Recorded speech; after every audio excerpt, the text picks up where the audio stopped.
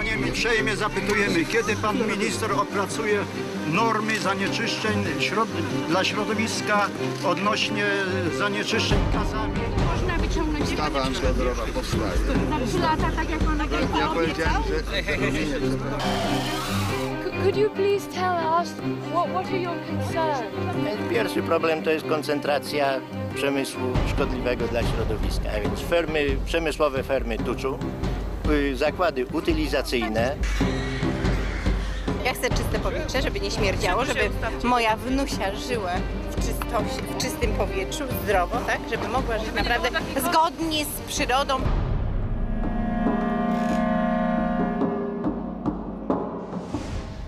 I'm Tracy Worcester, and I've lived in the countryside most of my life. But whether it's in Britain or abroad, I've seen small family farms going bankrupt because of the arrival of giant factory farms. For years, I've campaigned against the destruction of rural livelihoods and to improve animal welfare.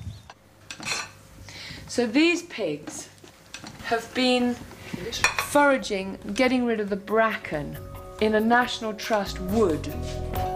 This film is the story of my 4-year exploration into the global pig business. A journey which goes from the UK to the USA, South America and Poland. To find out where and how pork is produced, who wins and who loses.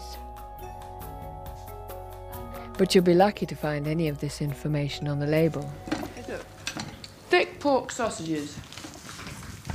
But you can look everywhere on the packet. There is no indication where it comes from.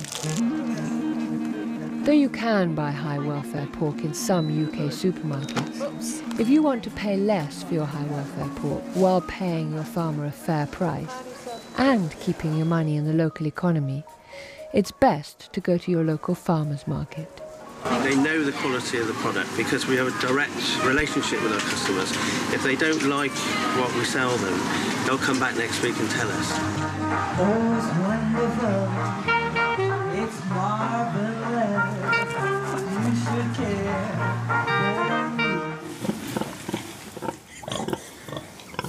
For stallholder Mike King, the secret of producing top-quality pork lies in the humane treatment of his animals. I think pigs, they're such intelligent, sort of inquisitive animals. They need to be active all day long, searching for roots and grubs and things like that. Whereas pigs in concrete boxes, they've got nothing to do all day long. They're totally bored. It's one of the reasons why I left that more intensive farming and decided to keep them like this.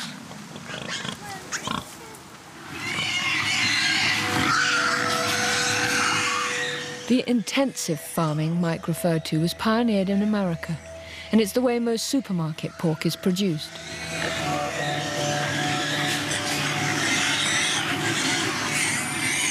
Early in my inquiry, I met up with veteran animal welfare campaigner Tom Garrett, who's opposed intensive livestock production ever since it began.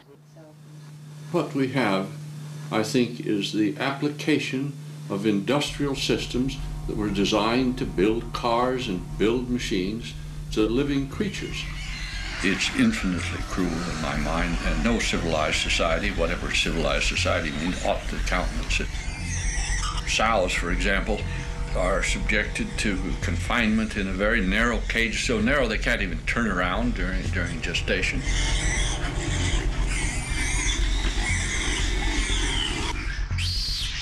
Workers in these installations cease to regard the animals even as alive, I think. They become habituated to cruelty, and eventually they become genuinely brutalized. I believe such cruelty happens when pigs are seen not as animals, but as an industrial raw material. But the more I've looked into industrial farming, the more I've come to believe that it's bad for our food, our health, and the livelihoods of rural communities. America's industrial pig farmers copied the chicken industry by cramming thousands of animals into a confined space. There are sometimes as many as 10,000 pigs in buildings like this, their waste dropping through a slatted floor. One of the workers I met told me what it was like working there. Y trabaja uno 12 días y descansa 2. Pues lo que me ha afectado son los ojos y luego pues a veces quiere dar vómito. Eso es todo lo que a mí me ha... Over the years, scientists have studied the effect of working in these installations and have found again and again that they can damage workers' health. One man who studied the scientific literature is Dr. David Wallinger. The risks that have been most studied are definitely the risk to people working inside the facility. And there is an extensive amount of science that really goes into some detail about how a pretty large percentage of the people working in these facilities, whether it's hogs or chickens, will come down with chronic sinus infections, asthma, bronchitis, and other respiratory diseases that are related to this mixture that they're breathing in. The problems with pig waste are not confined to those working in the farms. I met Rick Dove, former lawyer and Army colonel turned fisherman, who campaigns for clean water in North Carolina, where there are hundreds of factory pig farms. It's the way they get rid of their waste that's really most problematic. The hogs dump their feces and urine on the floor. It goes under the hog house out to a lagoon. I mean, there's no beautiful women in bathing suits by any of these lagoons. But it goes out to the lagoon and then they slop it on the fields. And then it runs off into these drain pipes they have underneath the fields. It runs off into the ditches and it goes right down to our streams, creeks, and rivers. And it's full of nitrogen. It's basically untreated waste. There are 10 million hogs in this small area. And those 10 million hogs are producing more fecal waste each and every day than 100 million people. The first thing to realize when you're talking about the gases that come out of a big confined swine operation is that it's really a toxic brew, that there's so many volatile gases mixed in with dust, bacteria, and antibiotics, and they're all mixed together in a very, very complex mixture of some 300 or even 400 different substances. So that's what one is exposing a neighbor or a family or a child to. During my research, I visited people who live near giant pig farms. They came out and tested my water, and in a couple of days, I got a letter telling me not to drink my water, don't bath in my water, don't cook with it. And there's flies on the side of the house, all around the doors, all around the windows, great big greasy-looking flies. I have been to the allergy clinic for my allergies from this, trying to breathe. And it makes my eyes run, it makes my eyes puffy, it makes my nose run, it makes my throat sore. When it's spring, it just cuts your breath off. And you get like phlegm in your throat, your eyes start running, you know, and you just get a headache, you know, and you just really almost, I guess, just get angry because you can't breathe. In 2003, when the US government introduced new controls on spraying pig waste, it was estimated that 80% of the farms in the USA at the time were in breach of the new regulations. And in 2004, a scientific study found that many older lagoons in North Carolina were leaking waste and contaminating the water table. Throughout the 1990s, small farmers in America campaigned against the growth of big farms. Food has become a major profit-generating commodity and has spread onto a global playing field where food producers, workers, and consumers are reduced to pawns, manipulated by giant corporations. During the 1990s, large-scale meat processors bought up livestock farms. This vertical integration allowed the corporations to control the whole process from farming and slaughtering to packaging. The factory farms were now the main buyers of pigs.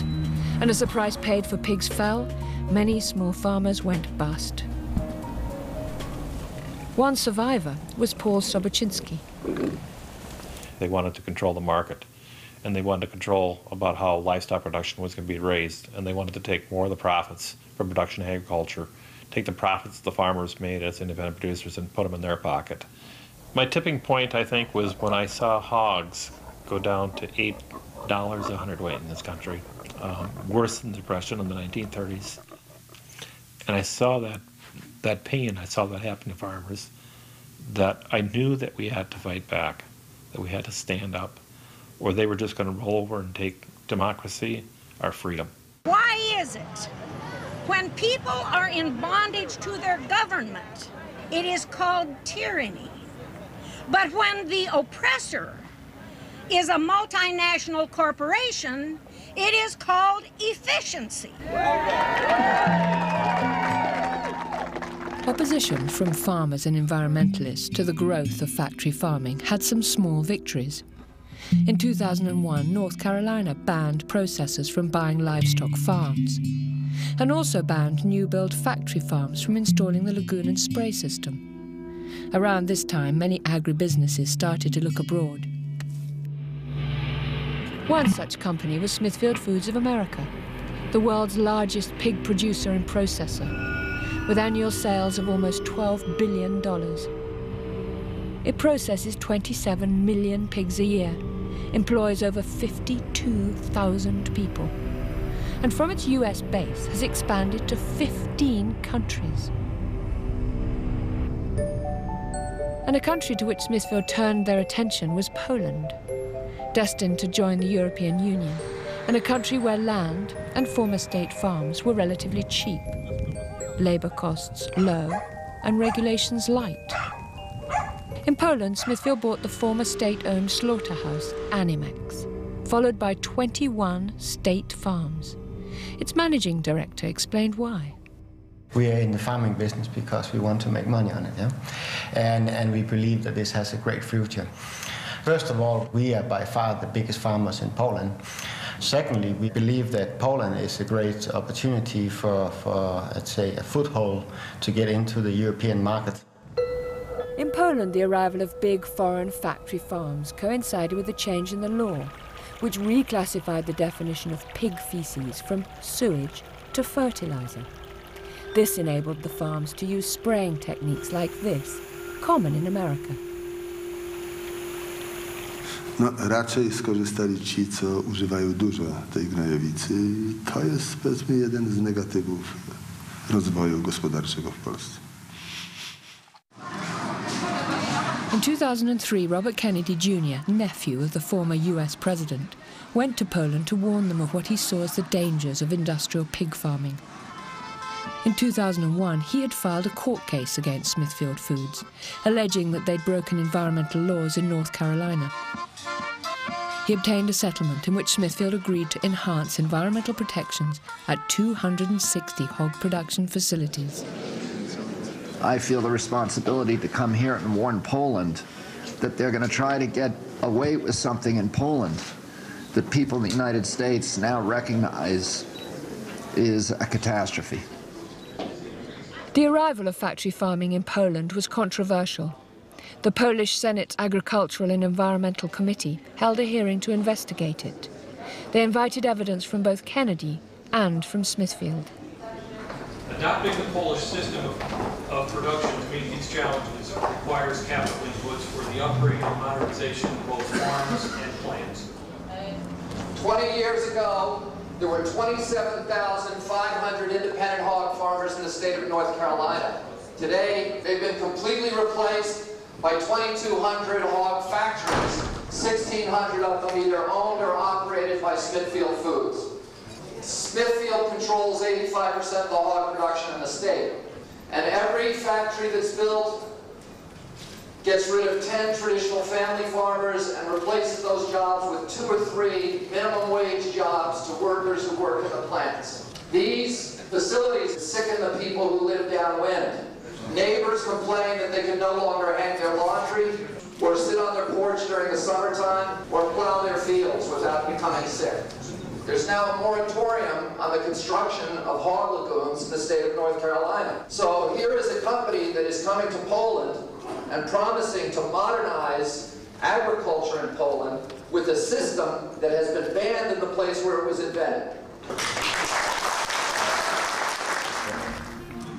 Some of Kennedy's concerns seemed justified. In the same year he visited Poland, a government report was published which showed that all 14 Smithfield farms inspected had violated some regulations, either environmental construction, health, or veterinary. These included failings in the disposal of their waste, failure to look after their employees' health and safety, and the improper storage of dead animals. As in all companies in the world, we are making mistakes, but we are not, we are correcting the mistakes as soon as we make them. We are following all the Polish and EU regulations for farming, so we are not doing any additional pollution. On the contrary, we are really trying to protect it. In 2004, I decided to go to Poland to see the impact of the new foreign factory farms and the lagoon and spray system on the Polish environment, rural life, and the quality of its food, which was destined for consumers all over Europe. I started in northwest Pomerania, where there are a large number of farms that used to be owned by the Polish state. The first state farm that Smithfield's Polish company Prima bought in 2001 was Boszkowo, which by 2004 housed 17,000 pigs. My guide, Marek Kreider, of the Polish Animal Welfare Institute, introduced me to one of the local residents. For many years before Smithfield arrived, they'd been complaining about their local groundwater, believing it to be contaminated. Sam zacząłem chorować, między innymi zacząłem chorować po spożyciu wody. Could you tell me what specifically is the illnesses that people are getting around here?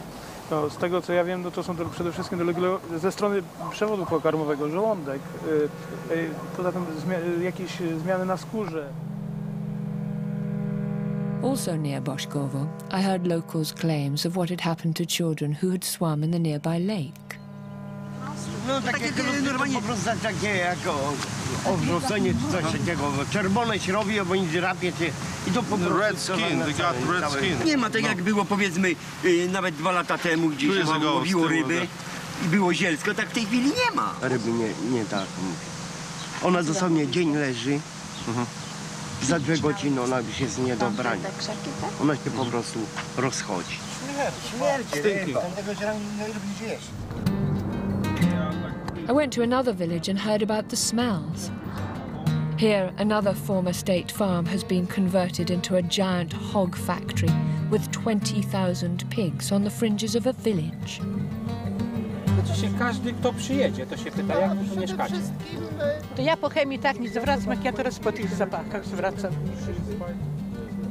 Locals weren't just concerned about the environmental impact of intensive pig farming. There was also resentment that people had lost control of their lives. Z korzyścią dla nas, dla innych mieszkańców i produkując przede wszystkim zdrową żywność. Niestety nie mamy takiej możliwości, ponieważ firma Prima sukcesywnie dzierżawi, wszystkie grunty dookoła tej miejscowości, właściwie w promieniu powiedzmy nawet 20 kilometrów. Nie, my się z tym nie zgadzamy i to jest nie do przyjęcia, bo to są typowe praktyki monopolistyczne. Czyli te ceny nagle spadły na żywiec, nie? Do tego stopnia, że nikt krowie nie chowa ani świnie, a pole stoi utłoczone. Takie teraz rząd. To jeszcze my, to jeszcze, ale teraz te nasze dzieci, to nie wiem co będzie. What will happen with our children? Roboty nie ma nigdzie. No job. Wszystko bez robocie i te dzieci chodzą i muszą kraść. No, wszystko chodzi, roboty nie ma nigdzie. Zapowiada się taka bieda, że będzie złodziej na złodziejuje. Okay. By now I wanted to see inside one of the factory farms. One person and no camera.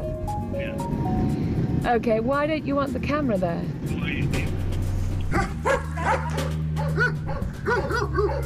I'd like her to follow and take a picture of the pigs inside the ventilation shaft. You from there, will you? Yeah, quickly before anybody comes. Unable to get an authorized picture of conditions inside any of Smithfield's Polish farms, a broken air vent was an inviting opportunity.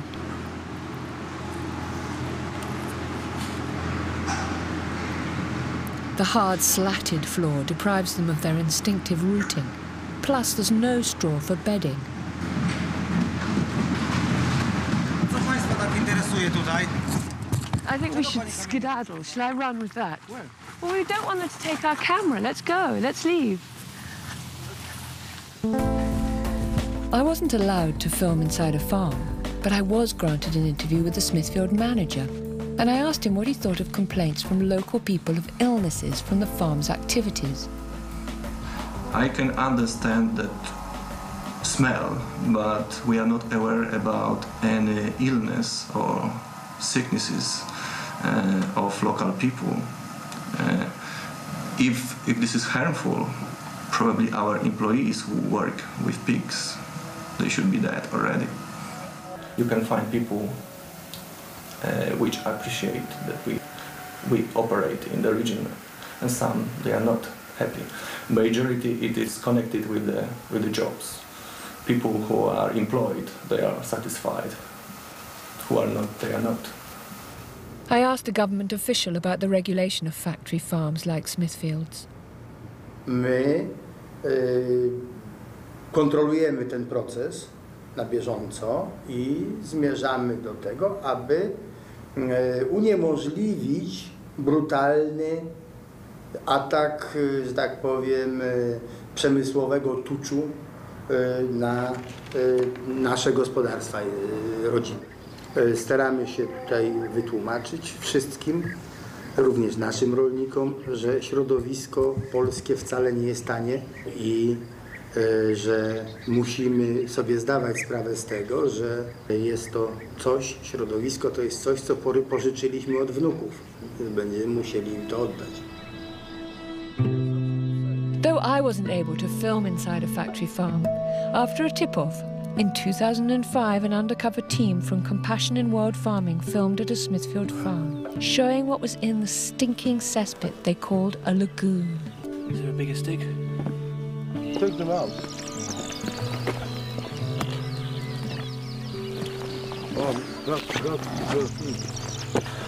Smithfield responded to these pictures by saying it was physically impossible for dead pigs to get into the lagoon, and they would never tolerate disposing of them in this way.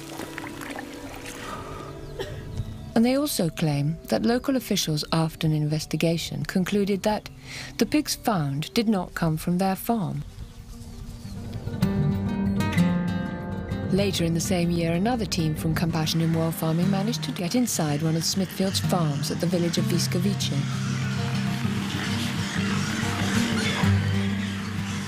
Pigs in factory farms are usually raised on bare slats, but even on straw they don't look healthy. Some really lame ones in there as well.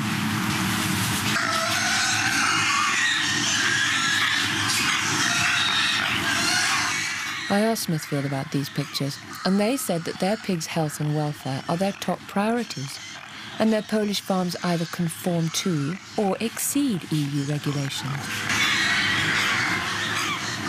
Although I've asked them twice, with regard to these particular pictures, they say that the allegations and the events described are absolutely false.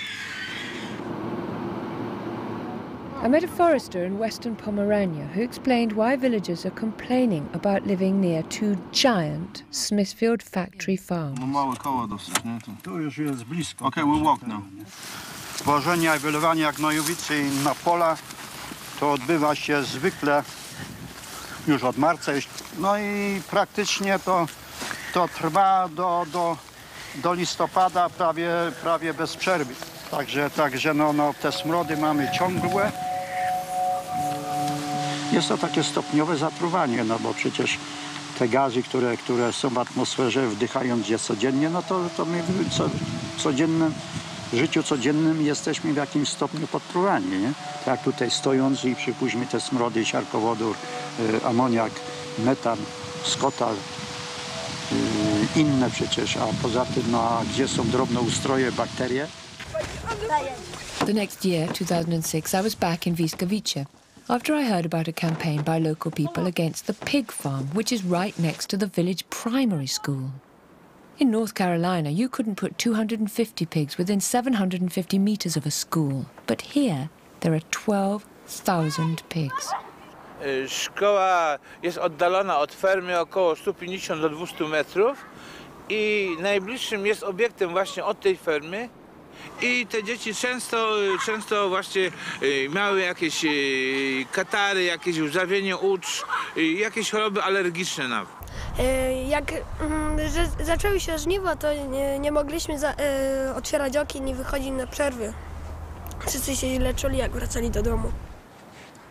There was a scientific study of the impact of the odours from the Wiskowice farm done 3 years earlier by Dr. Zbigniew Hallet, an epidemiologist who had been Deputy Minister for Health and Chief Sanitary Inspector in 3 separate governments.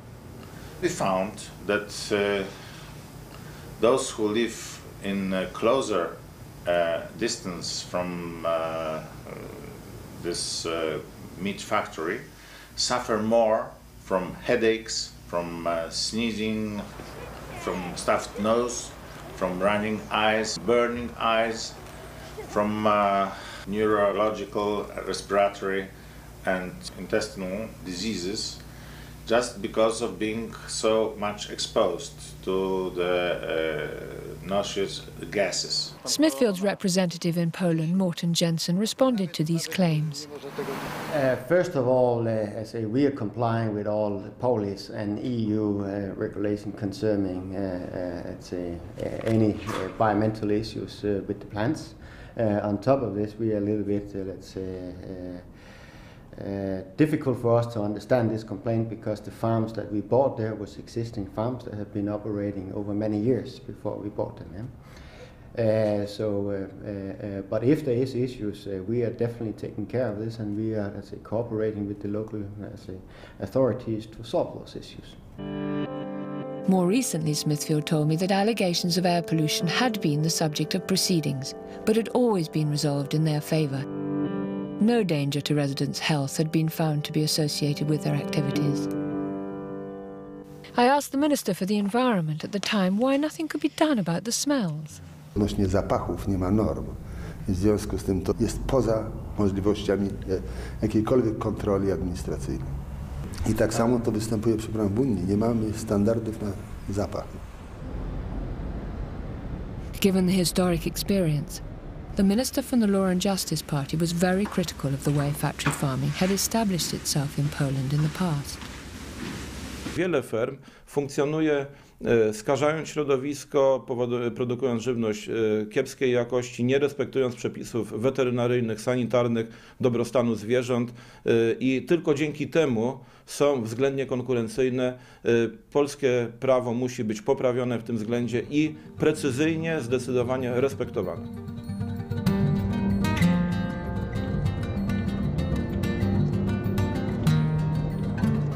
Every time I went to Poland, I was struck by its natural beauty.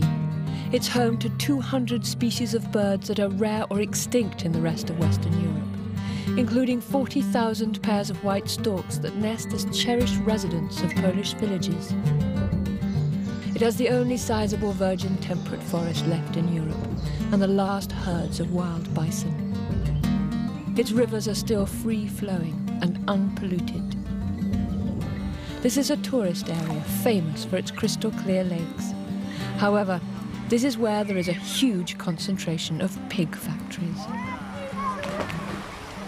We don't need such companies. Tourism is the basic business for people who live here to earn money. I know our people are supporting me. The direction that we are planning and we want to go our development is tourism together with small agriculture. This is the way that people could achieve economical independence. If the experts are worried about pollution and the exploitation of the Earth's resources, shouldn't we be learning from Poland's traditional family farms and so protect them? It works, it's adequate for this number of hectares and for the number of people, and it doesn't use a lot of energy, and it doesn't therefore contribute to the greenhouse effect. And as oil becomes more and more expensive, you'll surely find that this kind of farming is going to be more attractive and more economic, for that matter.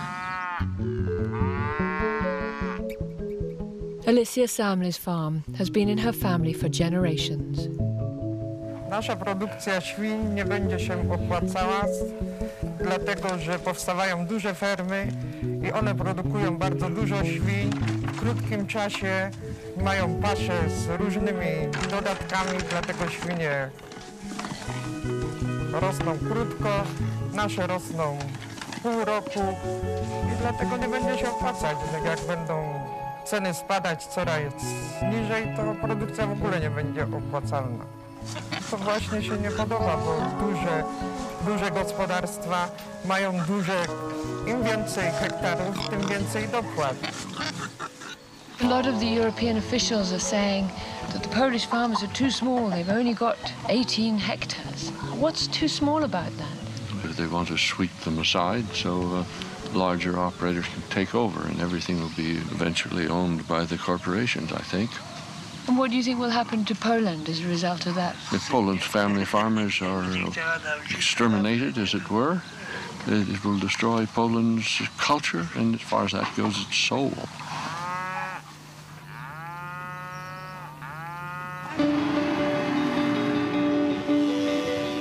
So it seems that economic development is not being determined by the needs of people, but by the need for companies to grow and compete in the global market.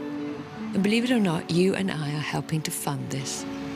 The European Bank for Reconstruction and Development, which is funded by governments, lent Smithfield $25 million to facilitate another $75 million from private banks. Smithfield benefited from a $100 million loan that was organized by the European Bank for Reconstruction and Development. This is taxpayers' money that's being applied to the expansion of Smithfield. We have a mandate, and this mandate is to promote transition in the former communist countries. We are not driven only by financial profit, but because we are driven by trying to set the way, basically trying to have a catalyst effect. And in that way, bring along with us then the private banks.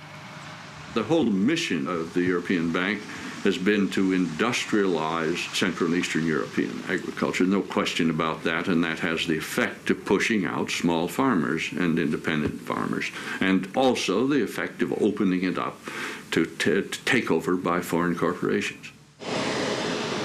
Polish agriculture at the moment is not productive enough. Small farms are too small to be competitive. What would have happened if Smithfield would not have invested? I think for me this is the big question, the fundamental question. Probably that you would have the largest meat processor in Poland, being liquidated, disappearing. Would that be a good thing for the Polish farming industry or not? So the European Bank for Reconstruction and Development has government officials from 60 countries on its board. So it sets the development pattern. But for who?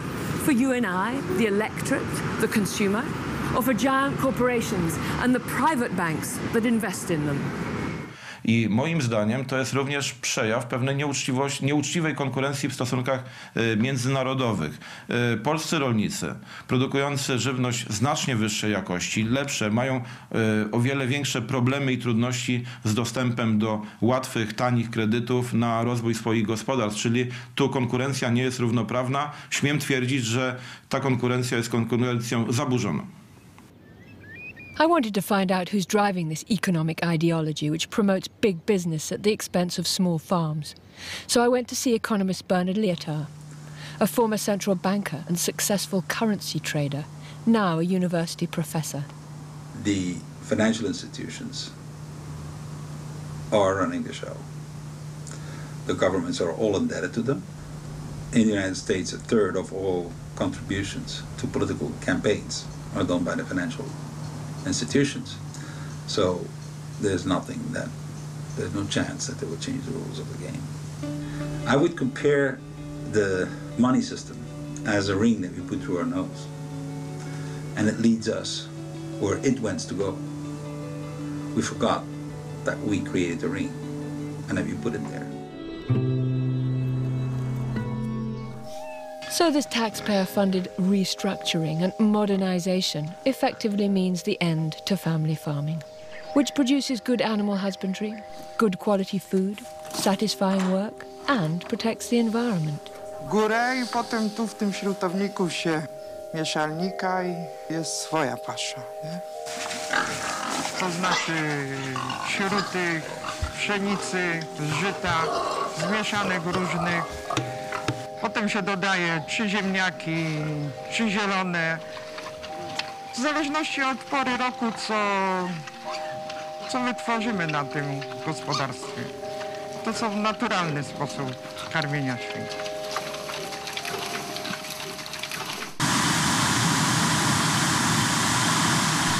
Unlike Alicia's homegrown food, industrial farming demands an industrial-scale production of animal feed.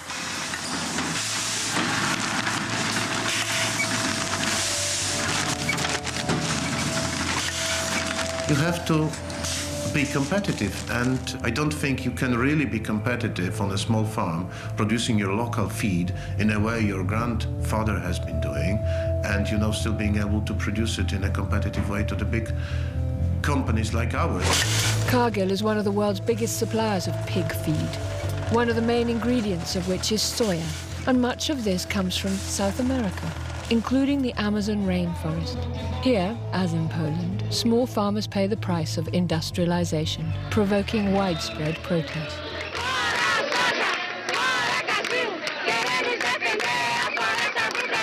Rapaz, isso dá uma tristeza muito grande na gente, por saber que tudo aquilo que a gente gosta de conviver, dizer até amar é uma palavra muito mais profunda, né? Mas que a gente gosta de conviver, está sendo destruído. Menos para ajudar um outro povo, mais para dar comida para bicho. Que este povo ele seja solidário a nós e que dê basta nesse consumo dos produtos que são oriundos da Amazônia, principalmente, soja. In 2006, following pressure from their customers in Europe and Greenpeace, Cargill and other key traders agreed not to purchase soya from newly deforested areas in the Amazon. But there's still over 1 million hectares of soya grown in the Amazon, depriving local people of land and exposing animal and plant life to pesticides.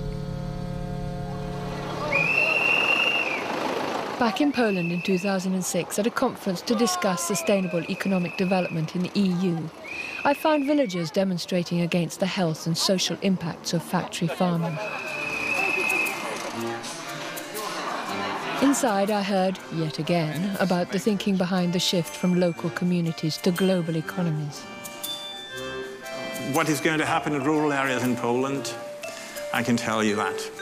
There is the area of reforming the agricultural activities. And then there is the issue of what do we do with the people that eventually are being set free, because agriculture is getting more productive and people will not be able to work there anymore.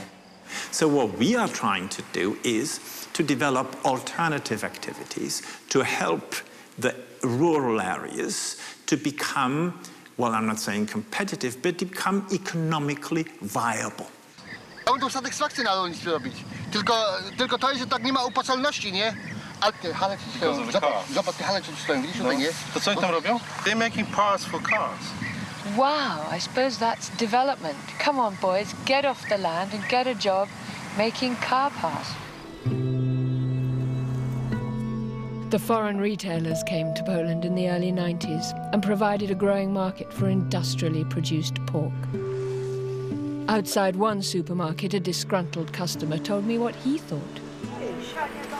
O! Nic w smaku.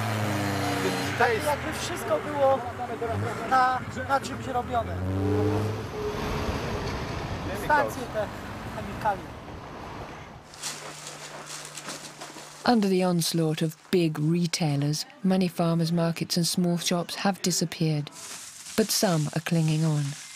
Proszę bardzo. Klienci moi zapewniają mnie, że mięso moje jest bardzo dobre i w supermarkecie kupili raz czy dwa i skończyli już kupowanie z mięsem, bo mówią, że to niesmaczne, gumiaste mięso. Here in Poland, that people prefer meat from such a small firms. People know that I have to apologize for the word that I will use, but people knows that the meat from big factories is bullshit. No moja moja przyszłość już z góry będzie stracona. Nie mam szans ich przebić cenowo, nie mam szans w ogóle, nie za duże są, zjedzą nas po prostu. When I revisited Bolesław's Grodziec, he explained how powerless he felt in the face of the advance of industrial agriculture. My nie mamy żadnego wpływu na to, że ta firma nam szkodzi. Nawet na dobrą sprawę nie mamy gdzie się poskarżyć, że ta firma robi nam krzywdę. No, a to wynika tylko z tego, że ta firma jest duża, że jest ogromna. Gdyby ona była mniejsza, pewnie jej wpływy byłyby mniejsze. Właśnie to bardzo dobrze to powiedział. To jest ta ogromna korporacja, która gdzieś tam przyjechała. Dla nas to jest dosłownie, to jest inwazja. No. To jest pająk, który siedzi na całej kuli ziemskiej. Widać, w jaki sposób, czym jest ta globalizacja. To jest coś ogromnego, które wysysa soki z tej ziemi, z ludzi. To jest taki ogromny pająk, pasożyt taki, który żeruje tutaj na nas. In 2008, Polish farmers were on the streets again. Będziemy żądali zamknięcia tych dużych ferm w Polsce, no i tego dzikiego importu. Oczywiście dzisiaj największym problemem w produkcji trzody chlewnej jest największa korporacja na świecie, jaką jest Smithfield Woods, który przejął polski Animex w roku 99. 30% niżej cen kosztów produkcji dostajemy teraz. Czyli dokładamy z własnych kieszeni, żeby sprzedać, żeby utrzymać nasze rodziny, to musimy, nie wiem skąd, teraz musimy chyba jechać do Anglii albo do Irlandii, zarabiać, wszystko pozamykać. Nie wiem, czy pójdę na emeryturę, czy się powieszę, czy co zrobię, czy wyjadę. So-called cheap meat from factory farms has flooded every market in the EU. And Smithfield has ambitious distribution plans for the UK. In 2008, its web page, using a bit of artistic license with a pig on grass, announced their aim to dominate, or in their own words, to be the preferred supplier to the UK retail and food service industry. To you and me, that's restaurants, schools, prisons, hospitals, etc. So I went to America to check out what Britain's supermarkets could look like. Smithfield,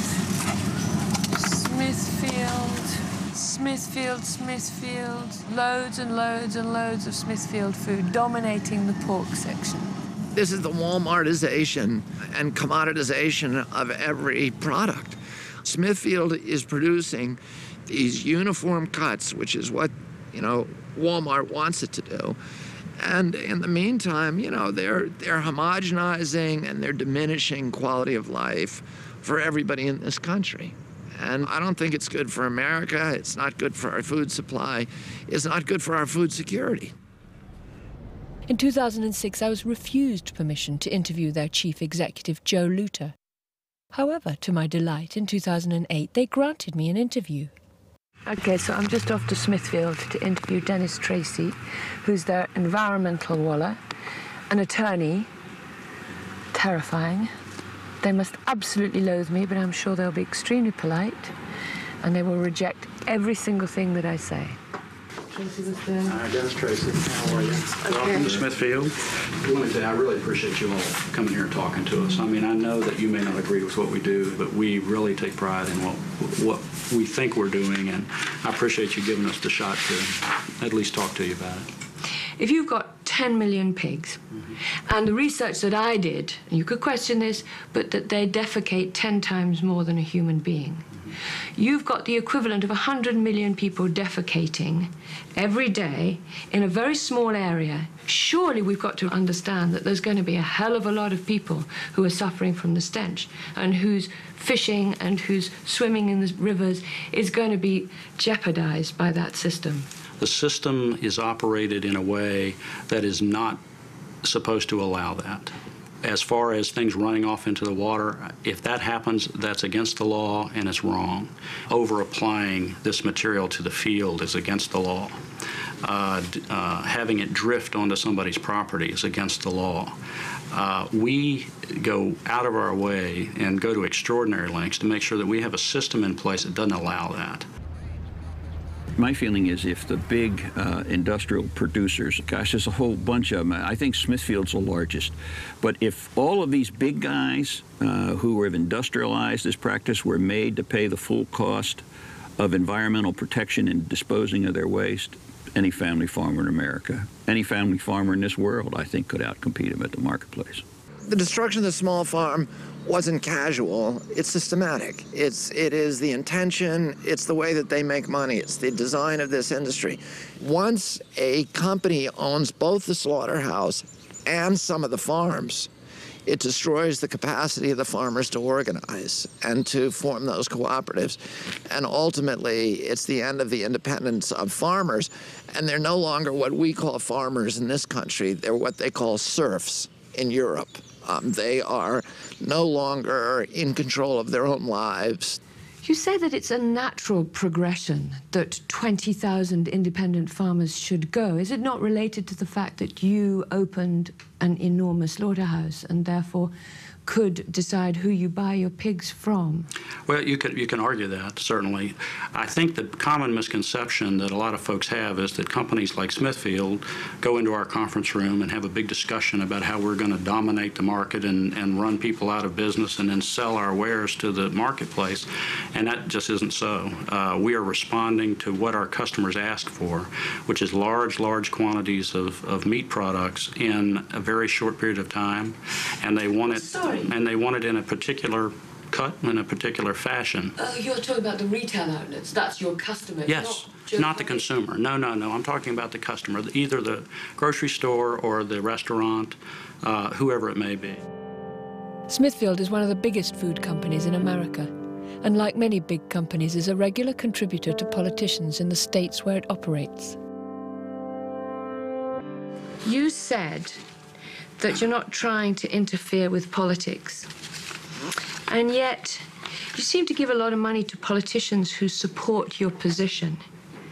And they've changed the law to suit the pig industry's position. Political contributions are not common. They are the way of life in American government.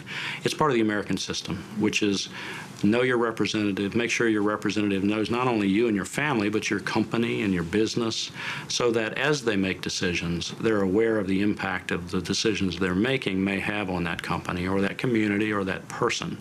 I think it would be, I think if you ask any politician here whether they have been purchased by Smithfield Foods, their answer would be no. But what worries Kennedy is the way big business and banks dominate the whole of American life. It's a battle about who's going to control our resources. Are the resources of the land going to be controlled by a kind of corporate feudal system, or are they going to be controlled by the people? Teddy Roosevelt, who was a Republican, said that America would never be destroyed by a foreign enemy, but he warned that our political institutions would be subverted by malefactors of great wealth who would steal them from within. Abraham Lincoln, the greatest Republican in American history, said during the height of the Civil War, I have the South in front of me, and I have the bankers behind me. And for my country, I fear the bankers more. The arrival of corporate power in agriculture in the UK has pushed farmers off the land and onto the streets. In 2008, pig farmers from across the country besieged Downing Street. We already know in this country we've lost 40% of the herd in the last 10 years. And I think if this continues and we don't get support, particularly from the supermarkets, then we're going to see another drop of equal proportions, maybe more. As our production's gone down, imports have gone up. And we know from all the work that we've done that 70% of those imports would be illegal to produce in the UK on the grounds of animal welfare. In most EU countries, it's legal to keep pregnant sows permanently in stalls like these, although they've been banned in the UK. How can they possibly sanction pork to come into this country reared on lesser welfare standards than they force us to do? How can that be right? At the Oxford Farming Conference, I spoke to David Cameron, who, when in opposition, seemed to think it was possible to protect our farmers. Yes, we should be an open, global, free trading economy. That's what Britain has always been. But it should be on the basis of rules. And I made the particular point about animal welfare, that just as we don't accept cars that aren't meeting our emission standards, so we shouldn't accept food that doesn't meet welfare standards. However, there's no sign of any restrictions on lower welfare imports from his government. Hands up for some peck ham. Anybody?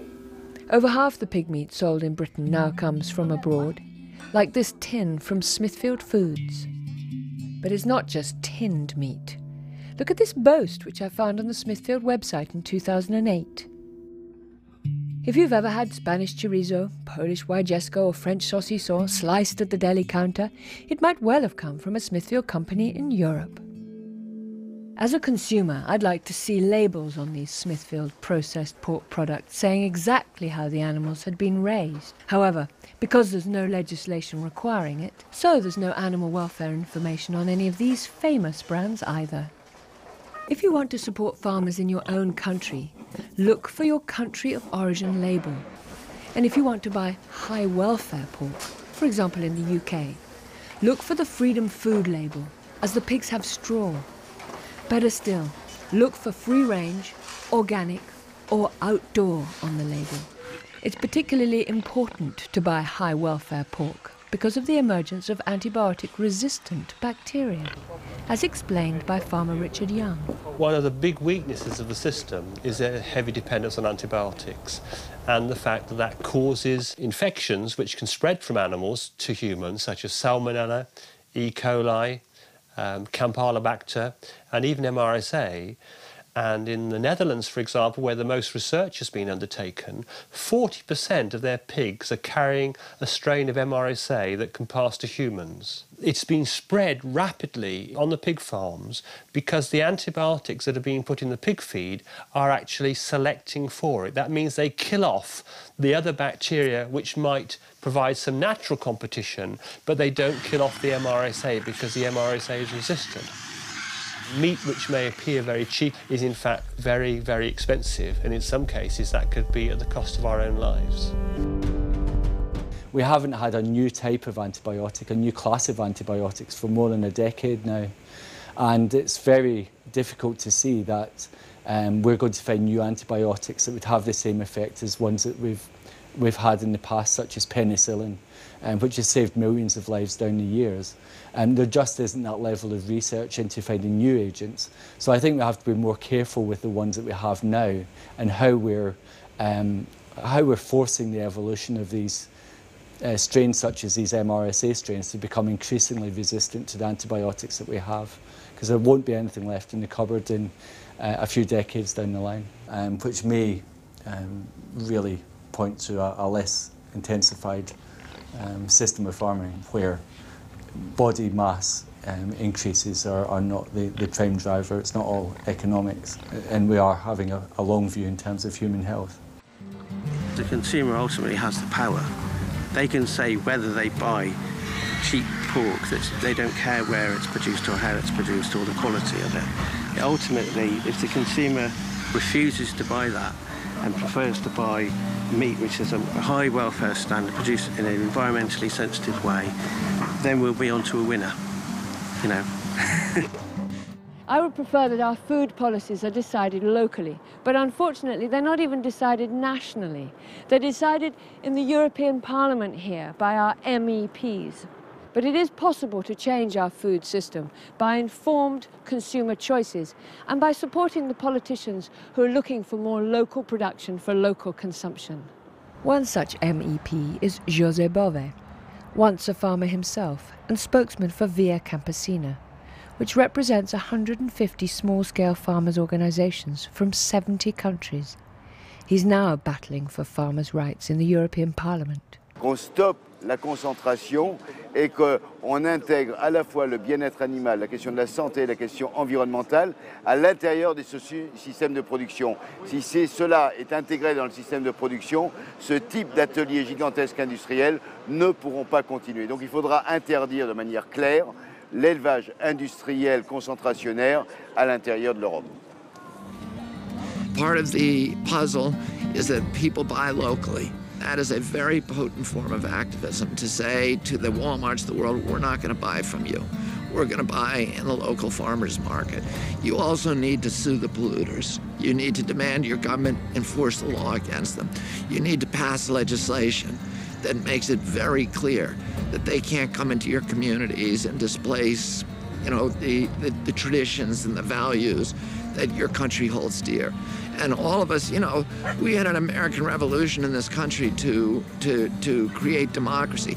We need a new American Revolution in this country now to fight against the corporate feudalism that we are now dealing with, that is embodied so much by this industry, that is eroding everything and subverting everything that we care about in our democracy.